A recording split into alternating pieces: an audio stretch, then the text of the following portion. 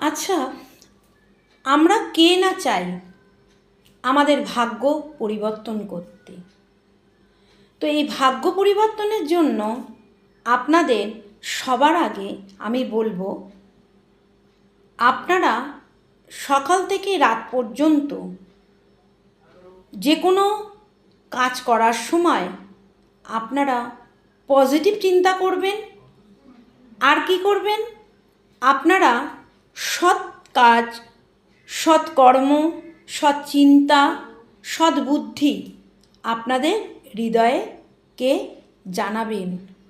কোনো মানুষের সঙ্গে অযথা তর্কে জড়িত পড়বেন না, কাউকে নিয়ে সমালোচনা করবেন না। কারো যদি দোষ আপনার চোখের সামনে পড়ে, তার পিছনে বলবেন না, তাকে সামনে দিয়ে বুঝিয়ে বলবেন, এটা তুমি ভুল করছো, এটা তোমার করা উচিত নয়।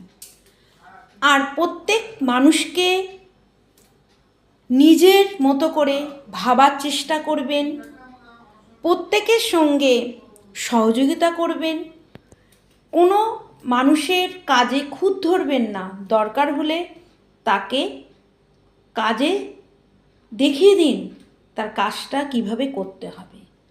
ভাগ্য তো মানুষের নিজের থেকে তৈরি হয়। হ্যাঁ, আমাদের কিছু পূর্বজন্ম আমরা সাথে করে নিয়ে আসি।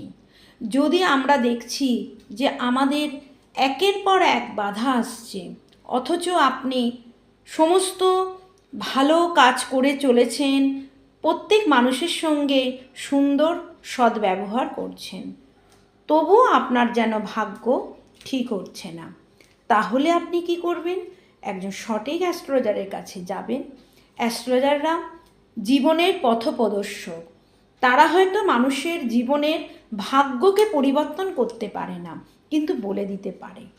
যেরকম বর্তমান সময়ে আমি বলবো, বৃষ রাশি, কন্যা রাশি, তুলা রাশি, মকর রাশি, মীন রাশির মানুষেরা একটু সাবধানে থাকুন। কারণ জানেন, কন্যা রাশি এবং মীন রাশির, কন্যা রাশিতে কেতু অবস্থান করছে, মীন রাশিতে অবস্থান করছে রাহু।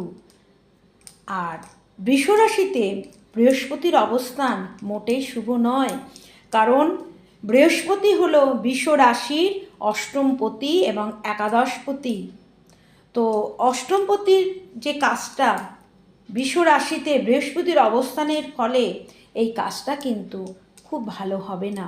সুতরাং আপনারা অ্যাস্ট্রোলজি সাবজেক্টকে সুন্দরভাবে ব্যাখ্যা করবেন।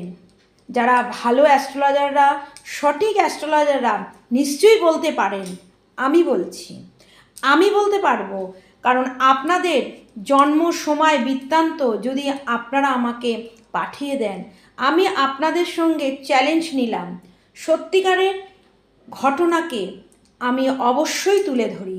কারণ কি, আমার মতো যারা অ্যাস্ট্রোলজি করেন, যারা সত্যিকারের অ্যাস্ট্রোলজি জানেন, অ্যাস্ট্রোলজাররা হচ্ছে একজন পথপ্রদর্শক, তারা বলে দিতে পারেন, কিন্তু অ্যাস্ট্রোলজার কখনো ভাগ্যর পরিবর্তন করতে পারে না।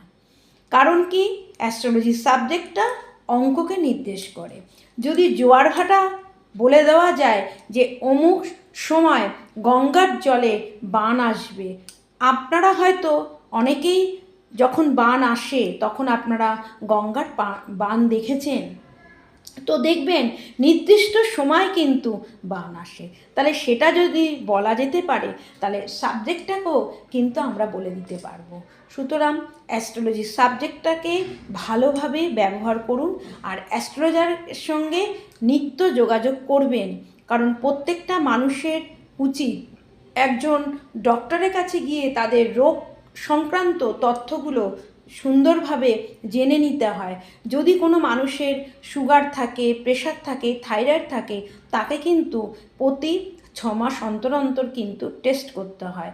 সেরকম একজন অ্যাস্ট্রোলজারের কাছে মানুষ যখন যায়, তার প্রত্যেকটা গ্রহ নক্ষত্রের চেঞ্জ ভালো বা খারাপ এটা কিন্তু অ্যাস্ট্রোলজার বলে দিতে পারেন। তো সুতরাং ভাগ্য পরিবর্তন হয় না, কিন্তু ভাগ্যকে বলে যাওয়া যেতে পারে। এই পর্যন্তই। আজকে আমি বললাম, কারণ অনেকেই প্রশ্ন করেন যে কি হবে, কিন্তু একজন সঠিক অ্যাস্ট্রোলজাররা অবশ্যই বলে দিতে পারেন। যারা অ্যাস্ট্রোলজি সাবজেক্টকে নিয়ে চর্চা করেন, যারা নিয়মিত অ্যাস্ট্রোলজারের সঙ্গে যোগাযোগ করেন, তারা কিন্তু জানেন একজন অ্যাস্ট্রোলজার জীবনের সত্যি পথপ্রদর্শক। নমস্কার।